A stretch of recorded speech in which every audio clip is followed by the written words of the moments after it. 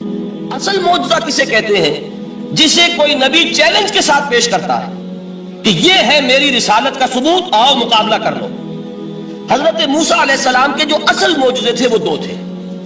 ایک عصا، جس کا کہ مقابلہ کیا آپ کو معلوم ہے کہ فرعون نے تمام جو جادوگر تھے پورے مملکت کے انہیں جمع کیا اور مقابلہ کیا۔ تو جس چیز کو کہ پیش کیا جائے چیلنج کے ساتھ کہ آؤ تو مقابلہ کر لو، وہ اصل معجزہ ہوتا ہے اس نبی اور رسول کا۔ تو حضور صلی اللہ علیہ وسلم کا اصل معجزہ، یعنی معجزات، آپ یہ مغالطے میں مبتلا نہ ہو، میں بقیہ معجزات کی نفی نہیں کر رہا، یہ واقعات اپنی جگہ حق ہے کہ حضور کو پتھر سلام کرتے تھے۔ حضور صلی اللہ علیہ وسلم جس کھجور کے تنے کے ساتھ ٹیک لگا کر خطبہ دیا کرتے تھے، جبکہ ابھی مسجد نبی میں ممبر نہیں بنا تھا، جب تعداد زیادہ ہو گئی مسلمانوں کی اور ضرورت محسوس ہوئی کہ ذرا بلند مقام پر کھڑے ہو کر آپ خطبہ ارشاد فرمائیں، تو پھر وہ ممبر بنا کر رکھا گیا۔ پہلی مرتبہ جب آپ ممبر پر چڑھ رہے تھے خطبہ دینے کے لیے، تو اس کھجور کے سوکھے تنے میں سے ایسی آواز آئی جیسے کوئی بچہ بلک بلک کر رو رہا ہو کہ وہ سعادت جو مجھے حاصل رہی تھی آج تک میں محروم ہو گیا۔ تو یہ انبیاء کا مقام ہے۔ مولانا روم نے اسی لیے کہا ہے کہ فلسفی کو منکر حنانہ است، از حواس انبیاء بیگانہ است۔ فلسفی اور عقلیت پرست انسان وہ تو حنانہ کا انکار کر دے گا، کیسے ممکن ہے سوکھا تنا اور اس کے اندر سے بچے کی طرح بلکنے کی آواز آئے، لیکن یہ اس لیے ہے کہ وہ انبیاء کے خصوصی احوال جو ہے ان کو جانتا نہیں۔ اس قسم کے خرق عادت واقعات حضور کی زندگی میں بھی بے شمار ہوئے، لیکن حضور کا وہ معجزہ جس میں تحدی کے ساتھ چیلنج کے انداز میں کہا گیا کہ آؤ مقابلہ کرو، وہ صرف اور صرف قرآن ہے۔ چنانچہ آپ سورہ بنی اسرائیل میں دیکھیں گے، قُلْ لَئِنِ اجْتَمَعَتِ الْإِنسُ وَالْجِنُّ عَلَىٰ أَن يَأْتُوا بِمِثْلِ هَٰذَا الْقُرْآنِ لَا يَأْتُونَ بِمِثْلِهِ وَلَوْ كَانَ بَعْضُهُمْ لِبَعْضٍ ظَهِيرًا۔ اے نبی چیلنج کر دیجئے، اگر تمام انسان اور تمام جن مل کر یہ چاہیں کہ اس قرآن جیسی کوئی تصنیف کر دیں، تو چاہے وہ ایک دوسرے کا کتنی بھی اس میں مدد کریں اور تعاون کریں، وہ ہرگز قرآن جیسی کتاب تصنیف نہیں کر سکتے۔ اس سے آگے بڑھ کر یہ بات کہی گئی، اچھا پورا قرآن نہیں لا سکتے، اس قرآن کی طرح کی 10 صورتیں ہی تصنیف کر لو۔ جب اس کا بھی جواب نہیں دیا گیا تو جسے کہتے ہیں برسبیل تنزل، اور پنجابی میں کہتا ہے کہ برے کو گھر تک پہنچانا، وہ برے کو گھر تک پہنچانے کے لیے فرمایا ایک صورت ہی بنا لاؤ۔ یہ سورہ ہود میں اور سورہ یونس میں یہ مضمون آیا، اور پھر سورہ بقرہ میں ہجرت کے بعد جو پہلی صورت نازل ہوئی اس میں پھر اس کو دوہرا دیا گیا، وَإِن كُنتُمْ فِي رَيْبٍ مِّمَّا نَزَّلْنَا عَلَىٰ عَبْدِنَا فَأْتُوا بِسُورَةٍ مِّن مِّثْلِهِ وَادْعُوا شُهَدَاءَكُم مِّن دُونِ اللَّهِ إِن كُنتُمْ صَادِقِينَ۔ کہ اگر تمہیں کوئی شک ہے اس کتاب کے بارے میں جو ہم نے نازل فرمائی ہے، شک کیا ہوگا؟ شک اسی بات میں ہوگا کہ شاید یہ محمد کا اپنا کلام ہے صلی اللہ علیہ وسلم، یا کوئی اور انسان ہے جو انہیں سکھا پڑھا رہا ہے۔ اگر تمہیں اس نوعیت کا کوئی شک ہے تو اس جیسی ایک صورت بنا لاؤ، فَأْتُوا بِسُورَةٍ مِّن مِّثْلِهِ۔ اور نوٹ کیجئے گا سورۃ العصر بھی صورت ہے، سورۃ الکوثر بھی صورت ہے، 3 آیات بھی اگر ایسی تم تصنیف کر کے لے آؤ تب تو تمہیں کچھ شک کرنے کا حق حاصل ہوگا، اور اگر نہیں کر سکتے تو جان لو فَإِن لَّمْ تَفْعَلُوا وَلَن تَفْعَلُوا۔ پھر اگر تم ایسا نہ کر سکو اور ہرگز نہیں کر سکو گے، ذرا چیلنج کا انداز دیکھیے کہ ہرگز نہیں کر سکو گے، فَاتَّقُوا النَّارَ الَّتِي وَقُودُهَا النَّاسُ وَالْحِجَارَةُ، ڈرو اس آگ سے جس کا ایندھن بنیں گے انسان اور پتھر۔ اب اس بات کو سمجھیے کہ تاریخی حقیقت ہے یہ، جس کا کوئی کافر انکار نہیں کر سکتا، کہ وہ کوئی شخص اس چیلنج کو قبول کرنے کی جرات نہیں کر سکا۔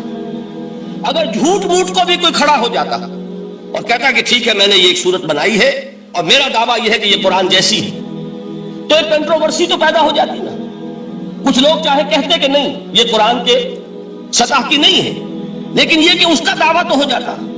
لیکن تاریخ یہ بتا رہی ہے کہ سرے سے کسی شخص نے اس کی جرات نہیں کی۔ اس درجے وہ قرآن سے مرعوب ہوئے۔ تو حضور کا سب سے بڑا معجزہ جو آج تک زندہ ہے، اس کو ذہن میں رکھیے، میں نے جو حضرت موسیٰ حضرت عیسیٰ کے معجزات گنوائے ہیں وہ در حقیقت ان کی اپنی ذات کے ساتھ تھے۔ ید بیضا موسیٰ کے ساتھ تھا، عصا معجزہ اس وقت تھا جب موسیٰ کے ہاتھ میں تھا، اس کے بعد 250 برس تک وہ صندوق سکینہ جو ہے، تابوت سکینہ، اس میں وہ عصا رکھا رہا، لیکن اب وہ معجزہ نہیں تھا، وہ سوکھی لکڑی تھی، اس کے سوا کچھ نہیں۔ تو تمام انبیاء اور رسول کے معجزے ختم ہو گئے، وہ ان کی ذات کے ساتھ تھے۔ محمد الرسول اللہ کی رسالت دائمی ہے تا قیام قیامت، لہذا معجزہ بھی آپ کا دائمی ہے، وہ معجزہ آج بھی موجود ہے۔ البتہ میں ادھر ضرور توجہ دلاؤں گا کہ قرآن مجید کے اعجاز کے 3 پہلو ہیں۔ پہلا پہلو اور زیادہ تر اسی کی طرف توجہ زیادہ ہوئی ہے، وہ ہے قرآن کی فصاحت، بلاغت، ادبیت، اس کی چاشنی۔ ظاہر بات ہے کہ اس کا شعور اور ادراک صرف عربوں کو ہو سکتا ہے، بلکہ میرے خیال میں ناراض نہ ہو اہل عرب تو آج کے عربوں کو بھی نہیں ہو سکتا۔ یہ اسی دور کے عرب، ان کی اپنی جو اس وقت کی زبان تھی، اس زبان میں فصحاء، بلغاء، شعراء، خطباء، ان کو اتنا ذوق تھا کہ وہ باقی پوری دنیا کو کہتے تھے یہ گونگے ہیں، بولنا ہمیں آتا، خطیب ہم ہیں، شاعر ہم ہیں، خطبہ ہم دے سکتے ہیں، شعر ہم کہہ سکتے ہیں، باقی سب تو عجمی ہیں، گونگے ہیں، ان کے اندر نہ فصاحت ہے، نہ بلاغت ہے، نہ ان کے کلام میں چاشنی ہے، نہ اس کے اندر کوئی شکو ہے۔ یہ دعویٰ جنہیں تھا، جب ان کے منہ بند ہو گئے قرآن کو سننے کے بعد کہ اس کلام کا کوئی مقابلہ ممکن نہیں ہے، جو ان کے سبع معلقہ کے شعراء میں سے آخری شاعر وہ ایمان لے آئے، اس کے بعد جب ان سے کہا گیا کہ اب آپ شعر نہیں کہتے، حضرت عمر نے ایک مرتبہ ان سے سوال کیا کیا بات ہے، اب آپ نے شعر کہنے چھوڑ دیے؟ تو ان کا جواب یہ تھا اب بعد القرآن، کیا قرآن کے بعد بھی اس کا امکان ہے کہ کوئی شخص اپنی فصاحت اور بلاغت کا کوئی اظہار کرنا چاہے؟ یہ تو فصاحت اور بلاغت کی ایک معراج ہے کہ جس تک کہ اب کسی انسان کی رسائی ممکن نہیں۔ تو فصاحت اور بلاغت جو ہے قرآن کی اور اس کی ادبیت، در حقیقت اس کا ادراک تو ہو سکتا ہے صرف اہل زبان کو۔ ہم لوگ جو ترجموں سے پڑھتے ہیں، چاہے کتنی ہی گرامر پڑھ لیں، کتنی صرف و نحو پڑھ لیں، واقعہ یہ ہے کہ وہ جو ایک ہوتا ہے نفس پر جب انگلی آتی ہے تو جو ایک آپ کو فیل ہوتی ہے، وہ فیل ہم جو عجمی لوگ ہیں جن کی مادری زبان عربی نہیں ہے، وہ قرآن مجید کی فصاحت اور بلاغت کو اس طور سے نہیں سمجھ سکتے جیسے کہ اہل زبان سمجھ سکتے ہیں، اور خاص طور پر جیسے کہ اس زمانے کے اہل زبان نے سمجھا۔ آج چونکہ عربی زبان ویسے تو جو اس کی فصیح لینگویج ہے وہ جو کی تو اپنی اصل پر قائم ہے، اور وہ اسی قرآن کے طفیل اور قرآن کے صدقے قائم ہے، ورنہ دنیا میں کوئی دوسری زبان نہیں ہے کہ جو 1500 برس تک اتنی پیور رہ جائے، اس میں تبدیلی آتی۔ خود اردو جو ہے 300 برس کی اردو، دکن کی اردو، ذرا اس کو کبھی پڑھیے تو آپ حیران ہوں گے کہ یہ اردو زبان ہے اور آج کی اردو کوئی اور ہے۔ یہ صرف 200-250 برس کے اندر یہ انقلاب اردو میں ہو چکا ہے۔ عربی زبان 1500 برس سے وہ قائم ہے اپنی اسی جگہ پر، اور وہ صرف قرآن کا اعجاز اور قرآن کا صدقہ ہے، لیکن باقی جو اصل میں بولی جانے والی زبانیں ہیں وہ بہت بدل چکی ہیں۔ لہذا تمام اہل عرب کے لیے بھی اب قرآن کے اس پہلو کو صحیح طور پر سمجھنا ممکن نہیں۔ قرآن کی جو اعجاز کے 2 پہلو ہیں، وہ ہے در حقیقت جو میری اور آپ کی توجہ کے خاص طور پر در حقیقت حقدار ہے، اور ہمیں ان کی طرف توجہ کرنی چاہیے۔ بدقسمتی سے اس کی طرف عام طور پر علماء نے توجہ نہیں کی، اس کی صرف ادبیت ہی کا چرچا ہوتا ہے۔ اصل میں قرآن مجید علم انسانی کی معراج، فکر، فلسفہ، حکمت، قرآن کی ابدی حکمت، قرآن کا ابدی فلسفہ، قرآن انسانی مسائل کا جو حل دیتا ہے، قرآن نے سوشل سائنسز میں جس طریقے سے رہنمائی کی ہے، یہ 2 پہلو ہیں اس کے اعجاز کے، جس کی کہ آج ہمیں ضرورت ہے کہ ہم اس کا شعور اور ادراک حاصل کریں۔ اس کے ضمن میں میں خاص طور پر علامہ اقبال کا نام لینا چاہتا ہوں۔ میرے نزدیک اس دور میں قرآن مجید کے اس اعجاز اور اس کے ایک معجزہ ہونے کے لیے سب سے بڑی دلیل علامہ اقبال کی شخصیت ہے۔ وجہ کیا ہے کہ علامہ اقبال علماء کے طبقے میں سے نہیں تھے۔ ظاہر بات ہے کہ جن کا پورا جو ہے جن کی زندگی گزرتی ہو قال اللہ و قال الرسول میں، ان کے دلوں میں عظمت قرآن کی، ان کے دلوں میں حضور کی محبت، یہ تو سمجھیے کہ ہونی ہی چاہیے، ان کے شب و روز اسی میں گزرتے ہیں۔ لیکن یہ کہ ایک ایسا شخص جس کی تعلیم ہے کالجوں کی، یونیورسٹیوں کی، جس نے مشرق اور مغرب کے فلسفے کھنگال ڈالے، وہ شخص، اور وہ بھی اس دور میں جبکہ ہم پر مغرب سے مروبیت بہت شدید تھی۔ آج تو وہ مروبیت بہت کم ہو چکی ہے۔ آج تو ہمارا عام نوجوان جو ہے وہ آنکھوں میں آنکھیں ڈال کر بات کرتا ہے، اس میں خود اعتمادی ہے۔ ہمارا بھی اپنا ایک معاشی نظام ہے، ہمارا اپنا ایک سیاسی نظام ہے، ہمارا ایک اپنا سماجی نظام ہے، ہماری اپنی سوشل ویلیوز ہیں۔ آج کا نوجوان الحمدللہ احیاء اسلام کی وہ جد و جہد جو ہے وہ مرحلہ در مرحلہ بہرحال آگے بڑھ رہی ہے، وقت لگے گا، لیکن یہ کہ اس میں یقیناً ترقی ہوئی ہے۔ اسی کا مظہر یہ ہے کہ خود اعتمادی ہے، we have confidence۔ ہم جانتے ہیں کہ اسلام ایک دین ہے، مکمل دین ہے، اس کے پاس زندگی کے تمام مسائل کا حل ہے۔ لیکن یہ ہے آج 1985 کی بات، علامہ اقبال اس صدی کے آغاز میں گئے ہیں یورپ، جبکہ ہم محکوم تھے انگریز کے۔ ایک حاکم قوم کے ہاں جا کر، اس سے مروبیت کتنی شدید اس وقت تھی، جو جاتا تھا اکثر و بیشتر جو ہے واپس آتا تھا تو کھڑے ہو کر پیشاب کرنا ضروری سمجھتا تھا، اس لیے کہ اس نے وہاں پر لوگوں کو یہی کرتے دیکھا۔ ان کا لباس، ان کی وضع پتہ، ان کی تہذیب، ان کا تمدن، ہر طرح سے ان کے گن گاتا ہوا، ان کے لیے وہ بہت قصیدے جو ہے تعریف کے کہتا ہوا آتا تھا۔ لیکن ایک علامہ اقبال کی شخصیت وہ ہے کہ وہ یہ خود کہتے ہیں کہ میں اس آگ میں ڈالا گیا ہوں مثل خلیل، مغربی تہذیب کے اس الاؤ میں مجھے اس طرح ڈالا اللہ نے جیسے کہ حضرت ابراہیم کو آگ میں ڈلوایا۔ میں اس تہذیب کے اس الاؤ کے اندر سے ہو کر آ رہا ہوں، اور میں نے یہ دیکھ لیا ہے کہ یہ تہذیب کھوکھلی ہے، اس کے اندر کوئی پائیداری نہیں ہے، نظر کو خیرہ کرتی ہے تب چمک تہذیب حاضر کی، یہ صناعی مگر جھوٹے نگوں کی ریزہ کاری ہے۔ اور دیار مغرب کے رہنے والوں، خدا کی بستی دکان نہیں ہے، کھڑا جسے تم سمجھ رہے ہو وہ اب ذرے کا معیار ہوگا۔ تمہاری تہذیب اپنے خنجر سے آپ ہی خودکشی کرے گی، جو شاخ نازک پہ آشیانہ بنے گا ناپائیدار ہوگا۔ اب آپ اندازہ کیجئے وہ شخص جو بنیادی طور پر فلسفی ہے، فلسفے کا طالب علم، وہ جرمنی اور انگلستان میں جا کر فلسفے کھنگالنے کے بعد اسے اگر تسکین حاصل ہوئی، اس کی جو علم کی پیاس تھی اگر اسے سیری حاصل ہوئی تو صرف قرآن کے ذریعے سے، نہ کہیں جہاں میں اما ملی، جو اما ملی تو کہاں ملی میرے جرم خانہ خراب کو تیرے عفو بندہ نواز میں۔ یہ وہ شخص ہے آخری زندگی میں ان کا کام صرف ایک رہ گیا تھا، قرآن کی تلاوت۔ بڑے بڑے فلسفی ملنے آتے تھے علامہ اقبال سے ملنے، وہ سمجھتے تھے بڑی لائبریری ہوگی، جیسے بڑے وکیل اس کی لائبریری آپ کو معلوم ہے کتنی جلدیں رکھی ہوں گی، خوبصورت جلدیں بنی ہوئی، ایسے ہی کوئی بڑا فلسفی، بڑا پروفیسر، اس کی سٹڈی، اس کی کتابیں بڑی مروب کن ہونی چاہیے۔ لیکن علامہ اقبال کے ہاں سب کتابیں اٹھوا دی تھی انہوں نے، صرف ایک کتاب رہ گئی، اور سید نذیر نیازی کا نام آپ نے سنا ہوگا۔ انہوں نے جب یہ گواہی دی ہے، یہ واقعہ شاید آپ کے علم میں نہ آیا ہو، یہ بہت اہم واقعہ ہے۔ وہ یہ لکھتے ہیں کہ میں نے ایک مرتبہ علامہ سے پوچھا کہ کچھ لوگ اعتراض کرتے ہیں یا یہ خیال ظاہر کرتے ہیں کہ آپ نے اپنا فلسفہ خودی نیٹشے سے لیا ہے، کوئی کہتا ہے فلاں سے لیا ہے، کوئی کہتا ہے فلاں سے لیا ہے، کچھ آپ خود بتا سکیں گے کہ آپ کے فلسفہ خودی کی سورس کیا ہے؟ تو علامہ نے کہا کہ اچھا کل فلاں وقت آ جانا تو میں تمہیں لکھوا دوں گا، ڈکٹیٹ کرا دوں۔ تو سید نذیر نیازی کہتے ہیں کہ میں بہت خوش ہوا کہ یہ سعادت میرے حصے میں آ رہی ہے کہ علامہ اقبال خود مجھے تحریر کرائیں گے کہ میرے فلسفے کی سورس کیا ہے، میں نے کہاں سے اخذ کیا ہے۔ دوسرے روز وہ گئے، حاضر ہوئے، بڑے ہی ارمانوں کے ساتھ پینسل اور کاپی لے کر بیٹھے۔ علامہ نے فرمایا ذرا قرآن مجید نکال لاؤ۔ وہ قرآن مجید لائے، حیران ہوئے، یہ فلسفے کا سورس مجھے ڈکٹیٹ کرانے چلے تھے، یہ قرآن مجید کہہ رہے؟ کہا کہ ذرا سورۃ الحشر اس کا آخری رکوع، وَلَا تَكُونُوا كَالَّذِينَ نَسُوا اللَّهَ فَأَنسَاهُمْ أَنفُسَهُمْ أُولَٰئِكَ هُمُ الْفَاسِقُونَ۔ اے لوگوں، ان لوگوں کے مانند نہ ہو جانا جنہوں نے اللہ کو بھلا دیا تو اللہ نے انہیں اپنی خودی سے غافل کر دیا، اپنے آپ سے بیگانہ بنا دیا، یہی ہے لوگ جو فاسق ہیں۔ علامہ نے کہا میرے فلسفے کی سورس یہ میں آپ کو بتانا چاہتا ہوں۔ اس معنی میں کہتا ہوں کہ اس دور میں علامہ اقبال کی شخصیت کو میں اعجاز قرآن کا سب سے بڑا مظہر سمجھتا ہوں۔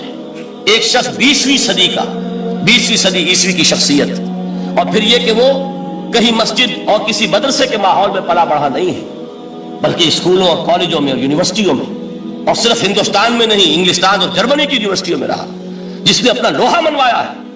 وہ شخص اگر یہ کہتا ہے کہ میرے لیے فکر کی بنیاد، میرے فلسفے کی سورس، میری تمام سوچ کی رہنمائی جو ہے وہ اس کتاب نے کی ہے، تو معلوم ہوا کہ واقعتاً یہ قرآن مجید آج بھی معجزہ ہے۔ یہ بات تو ہوئی فلسفے اور فکر کے اعتبار سے۔ دوسرا پہلو جو اپلائیڈ پہلو ہے اس دور کے اعتبار سے وہ اہم تر ہو گیا ہے۔ انسان کے لیے جو پیچیدہ تمدنی مسائل ہیں، سیاسی مسائل کو کیسے حل کیا جائے، معاشی مسائل کا حل کیسے ہو، سماج میں توازن کیسے ہو، مرد اور عورت کے درمیان توازن کیسے ہو، ہوتا کیا ہے یا عورت بھیڑ بکری کی طرح کی ملکیت بن جاتی ہے۔ ہمارے ہاں اردو میں جو اس کا محاورہ ہے کہ جوتی کی نوک، یہ اس کی حیثیت ہو جائے گی، یا دوسری طرف عورت کلوپیٹرا بن کر قوموں کی قسمتوں سے کھیلے گی۔ دنیا میں یہ دو انتہائیں ہوئی، کہاں نقطۂ عدل کہاں ہے، کیسے بیلنس جو ہے اسٹرائک کیا جائے، مردوں کے حقوق اور فرائض اور خواتین کے حقوق اور فرائض، اس میں صحیح ترین ایکویشن ہے کیا؟ اسی طریقے سے فرد اور اجتماع، فرد اور ریاست، یا تو یہ کہ انسان کی انفرادی آزادی اتنی جا رہی ہے، مادر پدر آزاد، جس کا مظہر یہ ہے کہ آج انگلستان میں 2 مرد بھی میاں اور بیوی کی حیثیت سے رہ سکتے ہیں، قانون تسلیم کرے گا ہسبینڈ اینڈ وائف، ان کو وہی حقوق حاصل ہو. یہ ہے وہ آزادی. اور یا پھر یہ ہے کہ جو روس میں ہے یا دوسرے ممالک میں ہے کہ آزادی بالکل ختم، اور معلوم ہوا کہ ایک ٹوٹلیٹیرین سوسائٹی، مستبدانہ نظام. ان کے درمیان نقطہ عدل کہاں ہے؟ اسی طرح سرمایہ اور محنت. اگر ذرا سا سرمایہ کو چھوٹ ملتی ہے وہ مزدور کا خون چوستا ہے اور اس کا حق اس کو نہیں دیتا. اقبال نے بہت خوبصورت انداز میں کہا ہے کہ خواجہ از خون رگے مزدور سازد لال ناب، از جفائے دہ خدایاں کشت دہ کا نا خراب. انقلاب انقلاب انقلاب. ایک طرف سرمایہ دار ہے جو مزدور کی رگوں میں سے خون نچوڑ کر سرخ شراب کا پیمانہ لے کر بیٹھا ہوا ہے، وہ در حقیقت مزدور کا خون ہے جو پی رہا ہے. ایک طرف وہ زمیندار اور جاگیردار ہے جو کاشتکار کا خون جو ہے چوس رہا ہے. تو یہ یا تو یہ انتہا ہے، اور یا یہ ہے کہ اگر ذرا آپ مزدور کو یا اس کارکن کو تھوڑا تحفظ دیجئے تو وہ کام نہیں کرتا. ہمارے ہاں پچھلے دور میں یہی ہوا تھا. میں یہ برملا کہتا ہوں، آج بھی آپ کے سامنے کہہ رہا ہوں کہ بھٹو نے واقعہ یہ ہے بہت بڑا کارنامہ سر انجام دیا تھا. اس نے مزدور کو ایک سیلف ریسپیکٹ دی تھی، کاشتکار کو اپنی عزت کا احساس دیا تھا کہ میں بھی انسان ہوں، میرے بھی حقوق ہیں. لیکن نتیجہ اس کا نیگیٹو نکلا. مزدور نے کام کرنا چھوڑ دیا، معیشت کی گاڑی ختم ہو گئی. وہ چیز کہ جو متوازن ہو، جس میں مزدور کو اس کا حق مل رہا ہو اور پسینہ خشک ہونے سے پہلے اس کی جائز مزدوری اس کو مل گئی ہے، جس میں کہ انسان کسی سرمایہ دار کی رعیت بن کر نہ رہ جائے. دوسری طرف یہ کہ سرمایہ کے لیے بھی جو اس کا صحیح ہے کہ اس کو انسینٹیو ملے، وہ میدان میں آئے، اس کے اندر رسک لینے کے جو ہے وہ صلاحیت پیدا ہو. ان دونوں چیزوں کو کیسے متوازن کیا جائے؟ واقعہ یہ ہے کہ یہ ہے وہ پیچیدہ مسائل جن کا حل قرآن میں ہے. ہماری بدقسمتی کیا ہے کہ ہم نے خود ان چیزوں کے لیے دوسروں کے سامنے جھولی پساری ہوئی. ہم دوسروں سے بھیک مانگ رہے ہیں. ہمارا حال کیا ہوا تھا اس صدی کے شروع میں؟ مصطفیٰ کمال پاشا نے جب ترکی میں اسلام کے آئلی قوانین بھی منسوخ کیے، نوٹ کیجئے اس کو، یہ اسی صدی کے وہ صدمے ہیں جو ہم نے اٹھائے ہوئے ہیں. اور گاہے گاہے باز خواہ یہ قصہ پاری نہ رہا، تازہ خواہی داشتن گرداؤ ہائے سی نہ رہا. اس صدی میں کیا نہیں ہوا؟ عربوں کی ریوولٹ ترکوں کے خلاف، ان کے پیٹھ میں جو خنجر گھونپا، اور ایک انگریز، ایک کرنل لارنس کی وہ ساری شرارت، اس کے نتیجے میں ایک عظیم مملکت عثمانیہ، سلطنت عثمانیہ، دی گریٹ آٹومان امپائر، اس کے چیتڑے اڑ گئے. اور اس کے بعد وعدے کیے تھے عربوں سے کہ ہم تمہیں حکومت دیں گے. ہوا کیا کہ ان کے چھوٹے چھوٹے ٹکڑے کیے اور تقسیم کر لیے. مغربی سامراج کا دور شروع ہو گیا.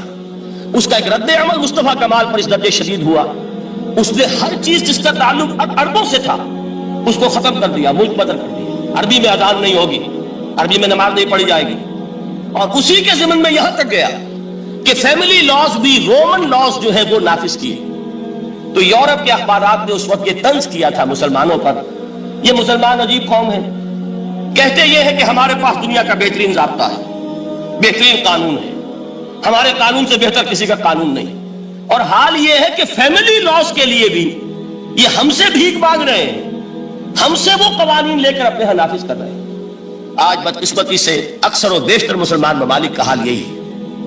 آج ہم ان سے بھیک مانگ رہے ہیں. کہیں جمہوریت کی بھیک ہے، کہیں سوشلزم کی بھیک ہے، کہیں کسی اور سماجی نظام کی بھیک ہے، کہیں مرد اور عورت کی کامل مساوات کا ایک نظریہ ہے، شانہ بشانہ چلنے والا فلسفہ ہے، جو خالص مغرب کی تہذیب کی ایک بھیک ہے جو مانگی جا رہی ہے. کاش کہ آج قرآن کے اس اصل اعجاز کی طرف، جو اس کا اصل معجزہ اس دور کے لیے، میں نے عرض کیا کہ اعجاز قرآنی کا وہ معجزہ کہ وہ فصاحت اور بلاغت کی معراج ہے، وہ یا تو اپریشیٹ کر سکتے اہل عرب، اور اہل عرب میں سے بھی حقیقت میں وہ جو قدیم جاہلی شاعری کے جاننے والے ہیں جو بہت کم رہ گئے ہیں، وہ جان سکتے ہیں کہ جب قرآن نازل ہوا تو کیوں زبانیں گنگ ہو گئی تھی، کیوں کوئی ایک شخص جھوٹ موٹ کو بھی مدعی بن کر نہیں آ سکا کہ یہ میں نے قرآن کی جیسی ایک کتاب یا قرآن جیسی ایک سورت یا قرآن کی طرح کے چند جملے میں نے موضوع کر دیے ہیں. لیکن دوسرا پہلو ہے فکر اور فلسفہ، اس کے اعتبار سے جس کا سب سے بڑا ثبوت اس دور میں علامہ اقبال. اور تیسرا پہلو ہے Islamic social sciences, political science, economics, sociology.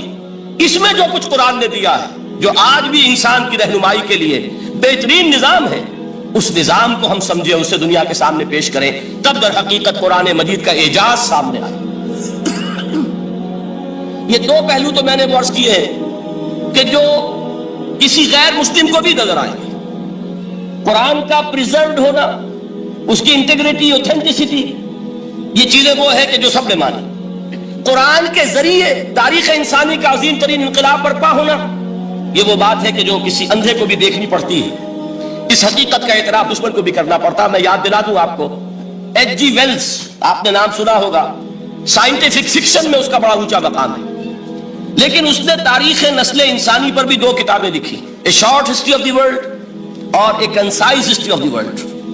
Concise history of the world میں وہ شخص حضور کے ذکر پر جب آتا ہے، تو میں صرف ذکر کر رہا ہوں، نقل کفر نہ باشد، اس نے حضور کی شخصیت پر بڑے رقیق حملے کیے ہیں، بڑے گھٹیا حملے کیے. حضور کی خاص طور پر تعدد ازدواج کا جو معاملہ ہے، یہ کڑوی گولی ان کے حلق سے اتر نہیں سکتی، اس لیے کہ ان کا آئیڈیل ہے حضرت مسیح اور حضرت یحییٰ، جان دی بیپٹسٹ اینڈ جیسس آف نزارت. ان دونوں نے ایک شادی بھی نہیں کی، تجرد کی زندگی بسر کی، لہذا ایک شادی بھی ان کے نزدیک گھٹیا فعل ہے. تو حضور نے تو کی ہے 11 شادیاں، 11 نکاح کے ہیں. یہ جو کڑوی گولی ہے یہ ان کے حلق سے نیچے نہیں اترتی، اس لیے میں انہیں معذور سمجھتا ہوں. تو اس نے اس پہلو سے تو بڑے حملے کیے، لیکن خطبہ حجۃ الوداع کے وہ جملے جو ہے تاریخی، پورے کے پورے اس نے کوٹ کیے. لا فصل لعربی علی عجمی ولا لعجمی علی عربی ولا لاحمر علی اسود ولا لاسود علی احمر الا بالتقوی کلکم بنو آدم وآدم من تراب. کسی عرب کو کسی عجمی پر کوئی فضیلت نہیں، کسی عجمی کو کسی عرب پر کوئی فضیلت نہیں، کسی گورے کو کسی کالے پر کوئی فضیلت نہیں، کسی کالے کو کسی گورے پر کوئی فضیلت نہیں، سوائے تقوی کے. تم سب کے سب آدم کی اولاد ہو اور آدم مٹی سے بنائے گئے تھے. یہ الفاظ لکھ کر کہتا ہے کہ جہاں تک human fraternity, equality and freedom, 3 الفاظ نوٹ کیجئے، انسانی حریت، انسانی مساوات، انسانی اخوت. کہتا ہے جہاں تک ان 3 چیزوں کے بعض ہیں، سرمنز کا تعلق ہے، وہ تو دنیا میں پہلے بھی بہت کہے گئے. عیسائی ہونے کے باوجود خاص طور پر نام لیتا ہے جیسس آف نزارت. سرمنز تو حضرت مسیح کے ہاں بھی بہت مل جائیں گے کہ تمام انسان برابر ہیں، سب کو بھائی بھائی ہونا چاہیے، سب انسان آزاد ہیں، تمیز بندہ و آقا فساد آدمیت ہے. لیکن وہ کہتا ہے کہ یہ ماننا پڑتا ہے تاریخ انسانی میں پہلی مرتبہ ان اصولوں پر ایک انسانی معاشرہ قائم کیا محمد نے صلی اللہ علیہ وسلم. یعنی حضور کے ساتھ یہ معاملہ ایمپٹی سلوگنز کا نہیں، یہ صرف بات نہیں ہے، یہ صرف سرمنز نہیں ہے، یہ ایمپٹی سلوگنز نہیں ہے. He translated these things into actuality. ایک حقیقت، ایک واقعے کی شکل دی ہے محمد نے صلی اللہ علیہ وسلم. وہ معاشرہ پیدا کیا جس میں انسانی اخوت، انسانی مساوات اور انسانی حریت، یہ تینوں اقدار میں تمام و کمال موجود تھی. یہی وجہ ہے اس صدی میں نوٹ کیجئے، گاندھی جی، موہن داس کرم چند گاندھی، جس کو آج پوری دنیا میں تسلیم کیا جاتا ہے، عالم عرب میں بھی مہاتما گاندھی کی بڑی عزت ہے. پنڈت نہرو کا کسی زمانے میں استقبال ہوا تھا ریاض میں، تو ہمیں بہت غصہ آیا تھا کہ مرحبا برسول السلام، welcome to the prophet of peace. یہ الفاظ تھے کہ جن سے پنڈت نہرو کا استقبال ہوا تھا. غصہ ہمیں بہت آیا، یہ رسول کا لفظ استعمال کر دیا انہوں نے. بعد میں ہم نے سوچا بھائی رسول کے معنی ان کے ہاں ایلچی کے ہیں، تو انہوں نے اس کو اپنی جو بھی غلطی میں سمجھا یا صحیح سمجھا، اس کو چھوڑ دیجئے، میں کوئی سیاسی گفتگو نہیں کرنا چاہتا. انہوں نے سمجھا کہ یہ شخص اس وقت امن کا پیغام بر ہے، لہذا اس کو ویلکم کیا. بہرحال گاندھی جی کا جہاں تک معاملہ ہے، آپ کے علم میں ہے کہ پوری دنیا میں اس شخص کی عظمت کو تسلیم کیا گیا ہے. ہمارا معاملہ ہندوستانی مسلمانوں کا معاملہ یہ دوسرا ہے. وہ تو آپ کو معلوم ہے کہ جوتا جسے کاٹتا ہے اسے پتا چلتا ہے کہ یہ جوتی کاٹ رہی ہے، ورنہ دیکھنے والے کو پتا چلے گا بڑا خوبصورت جوتا ہے، بڑا عمدہ جوتا ہے، کوئی اس میں خرابی نہیں ہے. لیکن جسے وہ پنچ کر رہی ہے اسے پتا ہے کہ یہ ہے کیا.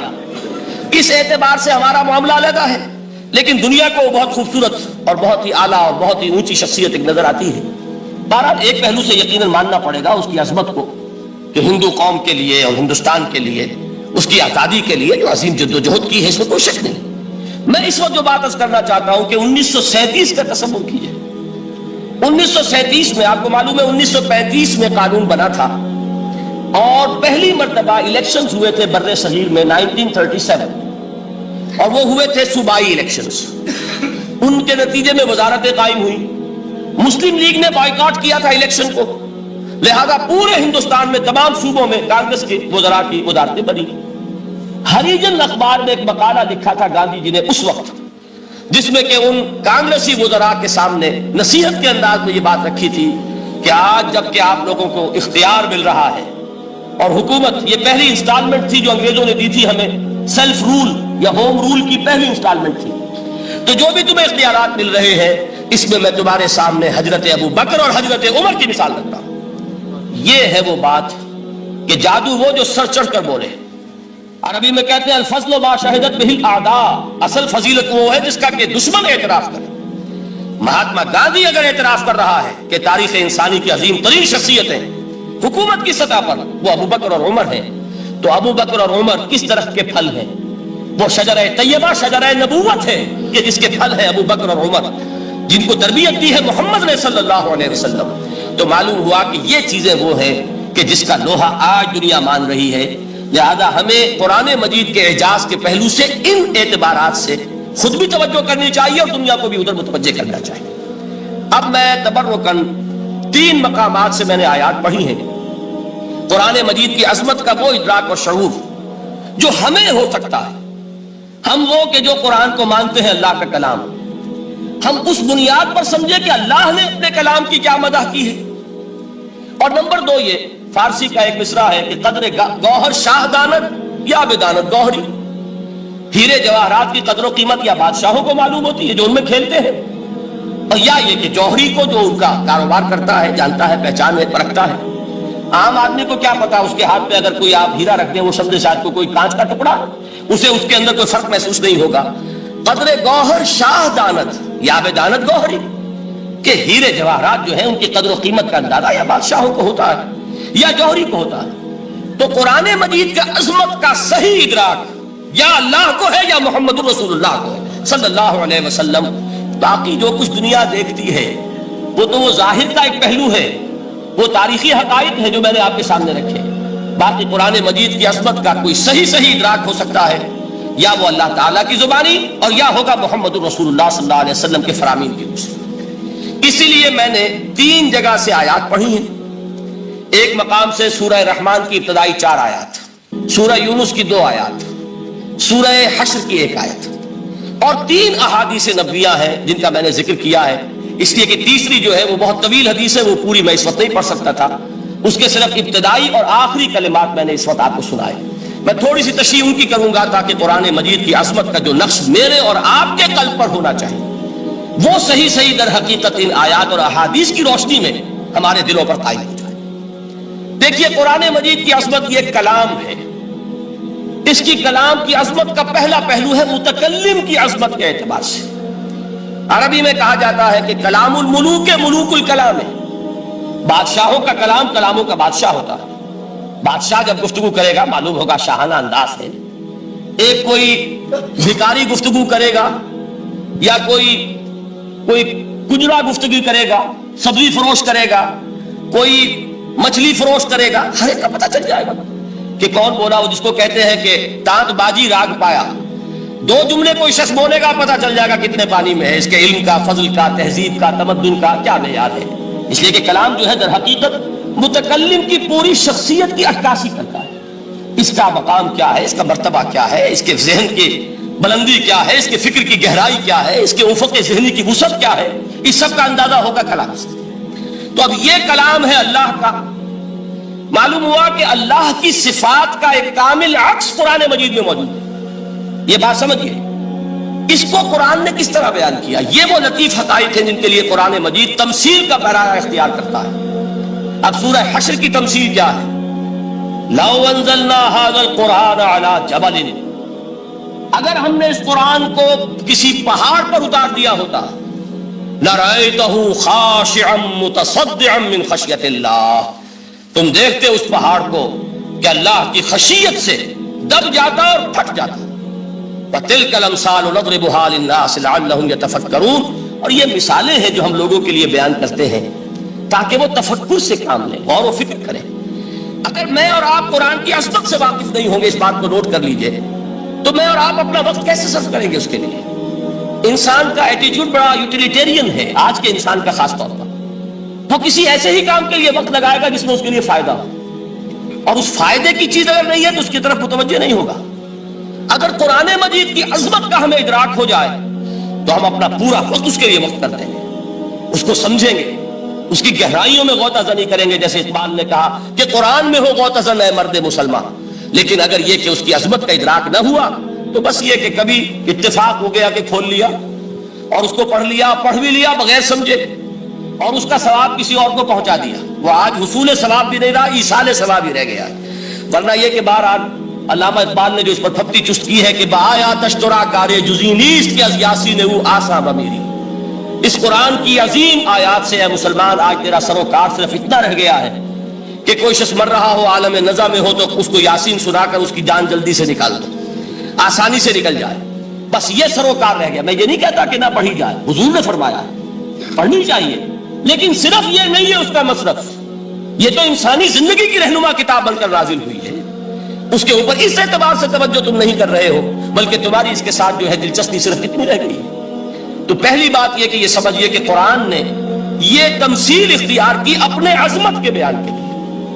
اگر ہم نے اس قرآن کو پہاڑ پر اتار دیا ہوتا تو تم دیکھتے کہ وہ پھٹ جاتا اور دب جاتا۔ اب اس کو سمجھیے، القرآن یفسر بعضہ بعضا، قرآن کا ایک حصہ دوسرے حصے کی تفسیر کرتا ہے۔ سورہ اعراف میں واقع آیا ہے کہ حضرت موسیٰ علیہ السلام کا آپ کو معلوم ہے کہ کوہ طور پر اللہ تعالیٰ سے ہم کلامی کا شرف حاصل کرتے تھے، گفتگو ہو رہی ہے لیکن اللہ نظر نہیں آ رہا۔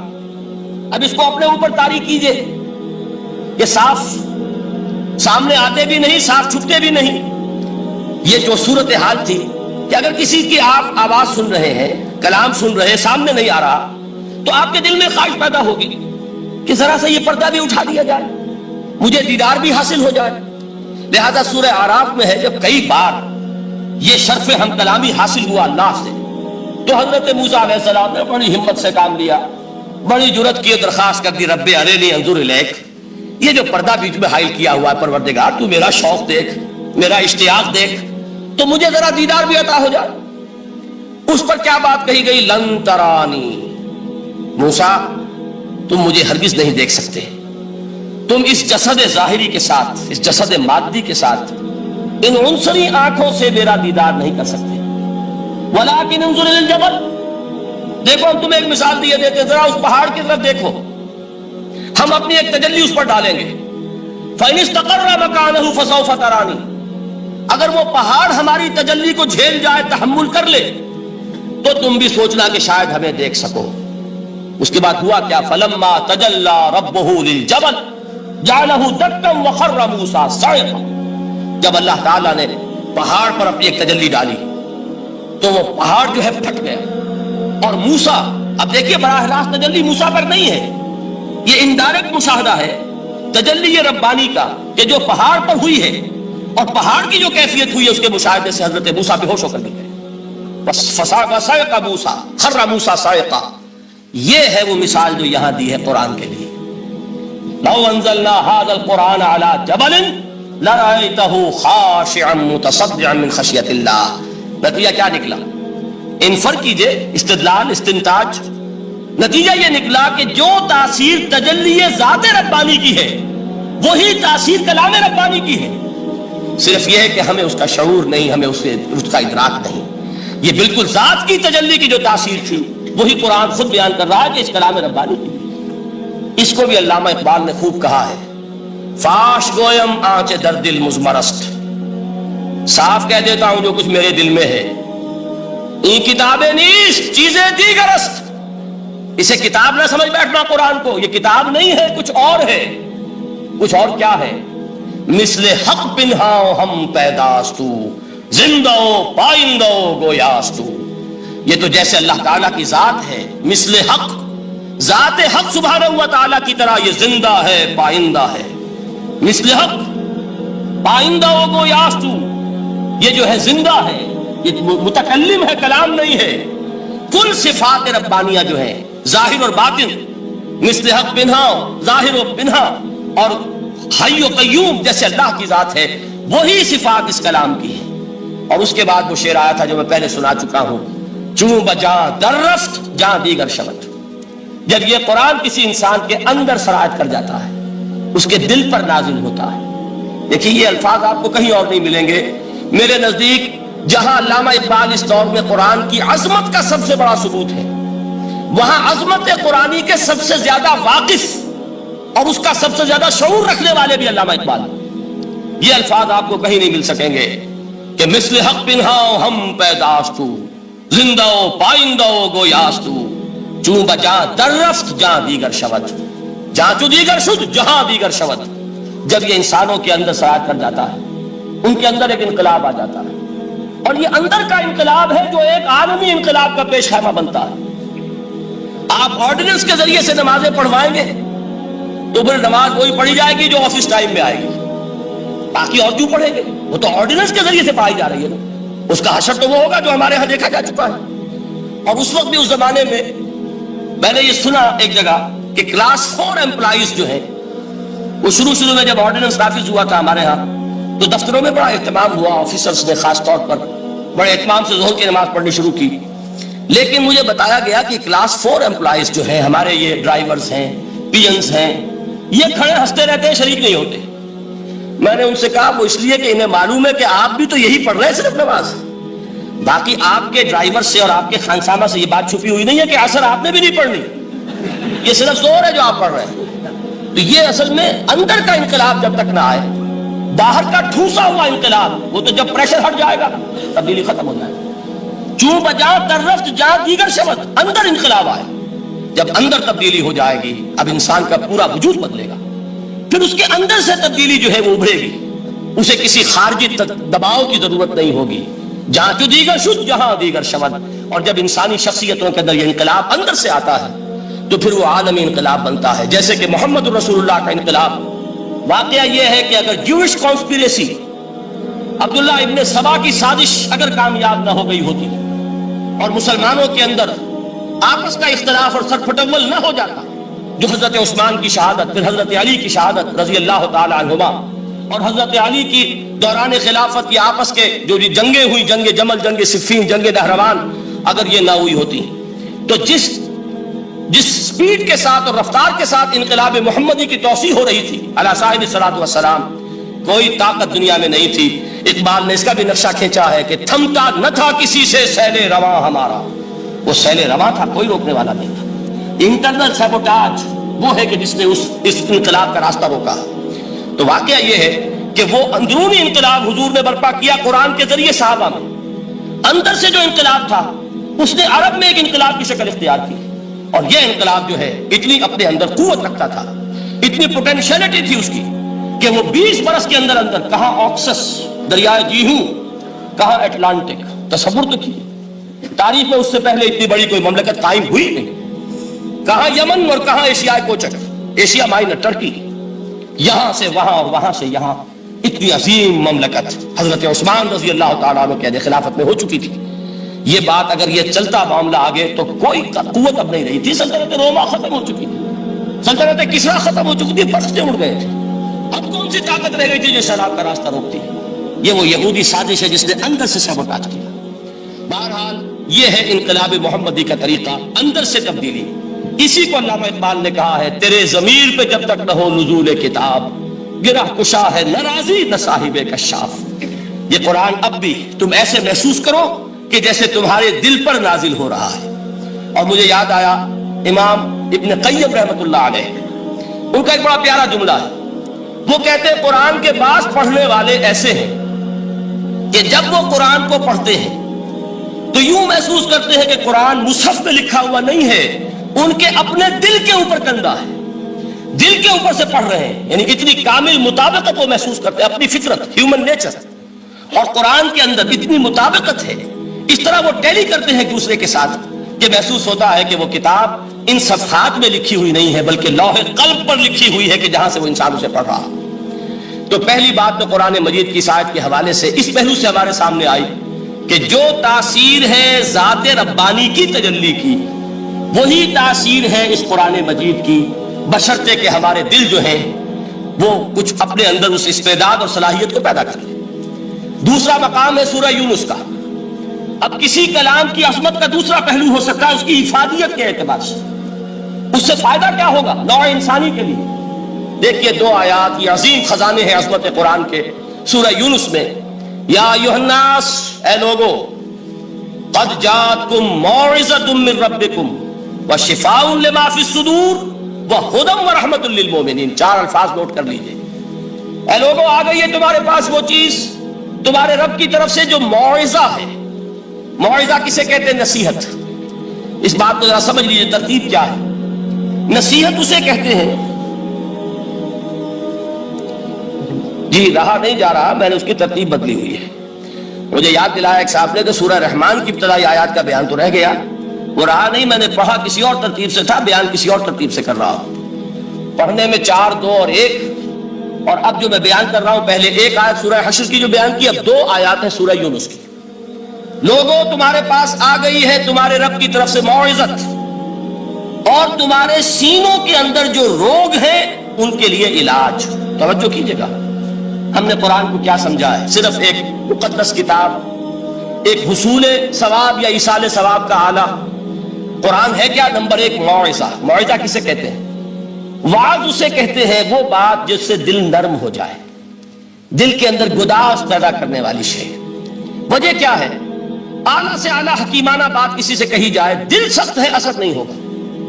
ایک کرسٹ آ جاتا ہے انسان کے دل کے اوپر، جیسے کہ یہود کے علماء کے بارے میں فرمایا گیا، ثم قست قلوبکم فہی کالحجارۃ او اشد قسوۃ وان من الحجارۃ لما يتفجر منه الانہار وان منها لما يهبط من خشیۃ اللہ وان منها لما يشقق فيخرج منه الماء. اے لوگوں، پھر تمہارے دل سخت ہوتے چلے گئے، پھر وہ پتھروں کے مانند سخت ہو گئے، بلکہ ان سے بھی زیادہ سخت. اس لیے کہ پتھروں میں تو وہ بھی ہوتے ہیں کہ جو اللہ کے خوف سے گر جاتے ہیں، پتھروں میں وہ بھی ہوتے ہیں کہ جو اللہ کی خشیت سے پھٹ جاتے ہیں، ان میں سے پانی بہ نکلتا ہے. پتھر تو اس طرح کے ہیں، لیکن انسان کا دل جب سخت ہو جائے، جب پتھر بن جائے، تو کوئی شے دنیا کی اس کی سختی کا مقابلہ نہیں کر سکتی. پہلے اس سختی کو نرم کریں گے. جیسے زمین ہے چٹیل زمین، اس زمین کے اندر ہل چلے گا تو بارش جو ہے فائدہ دے گی. اس کو آپ زمین کو نرم کرتے ہیں تاکہ وہ بارش کو جذب کرے، ورنہ چٹیل زمین ہے سخت، وہ پانی بہ جائے گا اور وہ زمین کے اندر جذب نہیں ہوگا. تو پہلا لفظ استعمال کیا موعظہ. یہ قرآن واعظ ہے، نصیحت ہے، دلوں کو نرم کرتا ہے. دلوں پر جو کرست آ گیا ہے سخت، اسے توڑتا ہے، اس میں ہل چلاتا ہے.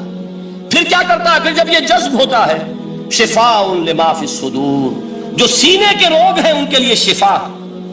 اب آپ غور کیجئے گا، علامہ اقبال نے انہی 2 اعتبارات سے مسلمانوں کا مرثیہ کہا ہے کہ مسلمانوں نے اس قرآن کو نہ موعظہ کے لیے استعمال کیا اور نہ تزکیہ نفس کے لیے استعمال کیا، بلکہ اس کو تو صرف بنا لیا ہے وہ جان آسانی سے نکالنے کا نسخہ یا ایصال ثواب کا آلہ. چنانچہ کہتے ہیں واعظ کے لیے واعظ دستاں زن و افسانہ بند.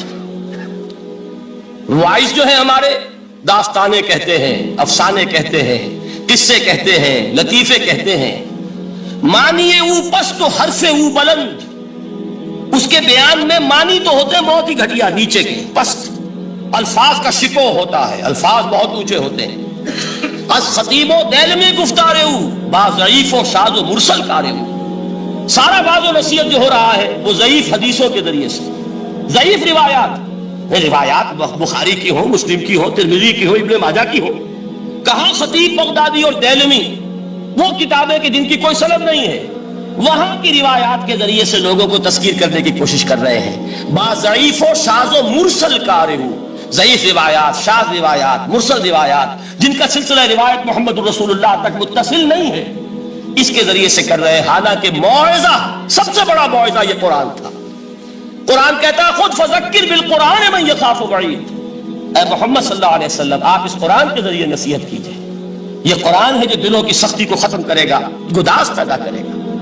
دوسری طرف علامہ اقبال کیا کہتے ہیں کہ جہاں تک ہمارے ہاں جو بھی تصوف کے معروف حلقے ہیں، صوفیاء حق کی بات نہیں کہہ رہا، وہاں قوالی ہو رہی ہوگی تو حال آ جائے گا. صوفی پشمینہ پوشے حال مست، از شراب نغمہ قوال مست. قوال سے جو کچھ مل رہا ہے، حال آ رہا ہے، مستی آ رہی ہے، کیف اور سرور حاصل ہو گیا ہے. صوفی پشمینہ پوشے حال مست، از شراب نغمہ قوال مست. لیکن یہ کہ اس کی محفل میں درنمی سعادت بقرآن محفلش، اس کی محفل میں قرآن کا کہیں گزر نہیں ہے. جبکہ محمد رسول اللہ صلی اللہ علیہ وسلم کی بھی ایک محفل ہوتی تھی، محفل سما۔ وہ محفل سما کیا تھی؟ حضور صحابہ سے فرمائش کر کر کے قرآن سنتے تھے۔ حضرت عبداللہ ابن مسعود رضی اللہ تعالیٰ عنہ کی روایت موجود ہے کہ مجھے ایک مرتبہ حکم دیا حضور نے کہ قرآن سناؤ۔ میں نے عرض کیا حضور آپ کو سناؤں؟ آپ پر تو نازل ہوا ہے۔ تو حضور نے فرمایا نہیں، مجھے کسی اور سے سن کر کچھ اور لطف حاصل ہوتا ہے۔ اب امتثال امر میں حضرت عبداللہ ابن مسعود رضی اللہ تعالیٰ عنہ نے سورہ نساء پڑھنی شروع کی۔ 41ویں آیت پر پہنچے، چشم تصور سے دیکھیے کہ حضور بھی تشریف فرما ہے، صحابہ کرام کی محفل ہے، اور صحابہ کیسے بیٹھا کرتے تھے ادب کے ساتھ۔ ایک روایت میں الفاظ آئے، ایسے بیٹھتے تھے ساکت و صامت ہو کر، بالکل خاموش، سکون، ساکن اور ساکت اور صامت، کہ جیسے ان کے سروں پر پرندے بیٹھے ہیں کہ ذرا جنبش کریں گے تو پرندہ اڑ جائے گا، اس ادب کے ساتھ۔ تو وہ محفل جو ہے حضور صلی اللہ علیہ وسلم کی، اور ایک صحابی حضرت عبداللہ ابن مسعود گردن نیچی کیے ہوئے ہیں اور قرآن پڑھتے چلے جا رہے ہیں۔ جب اس آیت پر پہنچے فَكَيْفَ إِذَا جِئْنَا مِن كُلِّ أُمَّةٍ بِشَهِيدٍ وَجِئْنَا بِكَ عَلَىٰ هَٰؤُلَاءِ شَهِيدًا، کیا ہوگا اس دن جس دن کہ ہم ہر امت پر ایک گواہ کھڑا کریں گے، اور اے نبی آپ کو گواہ بنا کر لائیں گے ان کے خلاف۔ آپ کو یہ ٹیسٹیفائی کرنا ہوگا کہ اللہ تیرا جو کلام میرے پاس آیا تھا میں نے پہنچا دیا تھا، اب ان کی ذمہ داری ہے، they are accountable, they are responsible۔ اس پر حضور نے فوراً فرمایا حسبک حسبک، بس کرو بس کرو۔ اور حضرت عبداللہ ابن مسعود فرماتے ہیں کہ میں نے جب نگاہ اٹھا کر دیکھا حضور کے آنکھوں سے آنسو روا تھے۔ یہ ہے سماع، یہ محفل سماع ہے، کاش کہ اللہ تعالی ہمیں اس کی توفیق عطا فرمائے۔ یہ ہے مسنون محفل سماع، اس قرآن کے اندر وہ گداز ہے۔ آیا کہ نہیں 7ویں پارے کی بالکل آغاز میں وَإِذَا سَمِعُوا مَا أُنزِلَ إِلَى الرَّسُولِ تَرَىٰ أَعْيُنَهُمْ تَفِيضُ مِنَ الدَّمْعِ مِمَّا عَرَفُوا مِنَ الْحَقِّ يَقُولُونَ رَبَّنَا آمَنَّا فَاكْتُبْنَا مَعَ الشَّاهِدِينَ۔ تو یہ ہے دوسری چیز کہ در حقیقت تزکیہ نفس کا ذریعہ یہ قرآن ہے۔ سینوں میں جو روگ ہیں، حب دنیا، حب مال، حب شہرت، حب اقتدار، جس کو کہ ایڈلر کہتا ہے دی ارج ٹو ڈومینیٹ، میرا غلبہ ہو، میرا تسلط ہو، میں نمایاں ہو جاؤں، میری حکومت بن جائے، اختیار میرے ہاتھ میں آ جائے، دی ارج ٹو ڈومینیٹ، یہ ساری ارجز ہیں ہماری در حقیقت جس سے فساد رونما ہے۔ یہ حب مال ہے جس کی وجہ سے ہمارے اندر تنافس ہے۔ الہاکم التکاثر حتی زرتم المقابر، یہ کثرت اور بہتات کی طلب تمہیں غافل کیے رکھتی ہے یہاں تک کہ قبروں تک جا پہنچتے ہو۔ آنکھ انسان کی کھل نہیں پاتی۔ جس کے پاس 10 نسلوں کے لیے کھانے کو موجود ہے اس کی بھی حرص جو ہے اور مزید کا لالچ جو ہے وہ ختم نہیں ہوتا۔ یہ چیزیں ہیں اصل روگ، ان دلوں کے روگوں کا اور سینوں کے اندر کے ان امراض کا علاج قرآن ہے۔ یا ایھا الناس قد جاءتکم موعظۃ من ربکم وشفاء لما فی الصدور۔ اب جب یہ دو چیزیں ہو جائیں گی، اب تیسرا لفظ ہے ہدن۔ ہدایت بیکار ہے جب تک دل میں گداز نہ ہو، ہدایت بیکار ہے جب تک کہ نیت درست نہ ہو۔ کوئی شخص بڑا عالم ہے لیکن اپنے علم کو اس نے ذریعہ بنایا ہے دنیا کمانے کا، تو در حقیقت یہ قرآن اس کے حق میں ہدایت نہیں ہے، اس کے حق میں عذاب خدا بندی کا ذریعہ بن رہا۔ حضور نے خود فرمایا القرآن حجت لک و علیک، یہ قرآن یا تمہارے حق میں حجت ہے یا تمہارے خلاف حجت بنے گا قرآن کے قیامت کے دن۔ اس لیے کہ ایک شخص اس کو دنیا کمانے کا ذریعہ بنا رہا ہے، ایک شخص اس کو شہرت کے حصول کا ذریعہ بنا رہا ہے، ایک شخص علم کو ذریعہ بنا رہا ہے دنیا میں نمایاں ہونے کا، اپنی تعریف کا۔ حضور نے فرمایا کہ قیامت کے دن سب سے پہلے 3 افراد کا معاملہ پیش ہوگا عدالت خدا بندی میں۔ ایک وہ جو بڑا عالم سمجھا جاتا تھا، اس سے بڑا علم پھیلا۔ دوسرا وہ جو بہت صاحب ثروت تھا، اس نے بہت خیرات کے کاموں میں پیسہ لگایا۔ تیسرا وہ جو دنیا میں شہید سمجھا جاتا تھا کہ اللہ کی راہ میں جنگ کرتے ہوئے جان دیا۔ اللہ ان تینوں سے جو اس کو نعمتیں دی تھی ان کا ذکر کر کے پوچھے گا کہ میں نے تمہیں یہ دیا، تمہیں یہ دیا، تمہیں یہ دیا، تم کیا کر کے لائے؟ وہ شہید کہے گا کہ اللہ میں نے تیری راہ میں جنگ کی اور اپنی جان دے دی تاکہ تو راضی ہو جائے۔ اللہ فرمائے گا کذبت، تو نے جھوٹ بولا، انک قد قاتلت لئن یقال جریء، تو نے تو یہ جنگ اس لیے کی تھی کہ کہا جائے کہ بڑا جری ہے، بڑا بہادر ہے۔ یہ لوگوں سے بہادری کے تمغے لینا تمہارا مقصود تھا۔ وقد قیل، وہ کہا جا چکا ہے، اب یہاں تمہارے لیے کچھ نہیں۔ اور فرشتوں کو حکم ہوگا اور وہ اونڈے منہ اس کو گھسیٹتے ہوئے جہنم میں جھونک دیں۔ دنیا میں شہید سمجھا جا رہا ہے، آخرت میں جہنمی ہے۔ یہی حال اس عالم کا ہوگا، یہی حال اس دولت مند کا ہوگا۔ تم نے یہ علم پھیلایا تھا کہ تمہارے علم کا چرچا ہو جائے، تمہاری شہرت ہو جائے، لوگ تمہاری دستبوسی کرنے لگے، لوگ تم سے جھک کر ملے، وہ دنیا میں ہو گیا، تمہارا مطلوب مل چکا، تمہارا مقصود حاصل ہو چکا، اب یہاں کچھ نہیں۔ تو جان لیجئے کہ جب تک دلوں کے روگ درست نہ ہو، علم بیکار ہے، ہدایت قطعاً غیر مفید ہے۔ پہلے دلوں کا کرست اترے، اس کی سختی دور ہو، یہ ہے موعظہ۔ دلوں کے اندر سے حب جاہ، حب دنیا، حب مال نکلے، یہ ہے تزکیہ۔ شفاء لما فی الصدور، اب ہدایت خدا بندی، اب راستہ آپ دیکھیں گے اور اس راستے پر چلیں گے۔ یہ ہدایت جو ہے دنیا میں، یہی آخرت میں رحمت کی شکل میں ظاہر ہوگی۔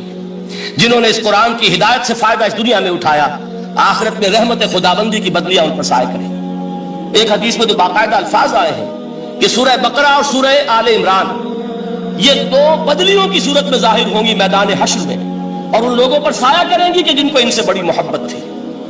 یہ چار الفاظ نوٹ کر لیجئے اسی ترتیب کے ساتھ: یا ایھا الناس قد جاءتکم موعظۃ من ربکم وشفاء لما فی الصدور وہدی ورحمۃ للمؤمنین قل بفضل اللہ وبرحمتہ۔ اے نبی کہہ دیجئے یہ اللہ کا بڑا فضل ہے، لوگوں سمجھو، اس کی بڑی رحمت کا ظہور ہوا ہے اس قرآن کی شکل میں، اس کی رحمت کا مظہر عتم قرآن ہے، اس کے فضل کا سب سے بڑا ثبوت قرآن ہے۔ فبذالک فلیفرحوا، اس پر انہیں خوشیاں منانی چاہیے۔ اترانا ہے تو اس پر اترائیں کہ اتنی بڑی دولت ہمارے پاس ہے، اتنا بڑا احسان ہے جو اللہ نے ہم پر کیا ہے۔ فبذالک فلیفرحوا هو خیر مما یجمعون، جو چیزیں یہ جمع کرنے کی فکر کر رہے ہیں ان سے کہیں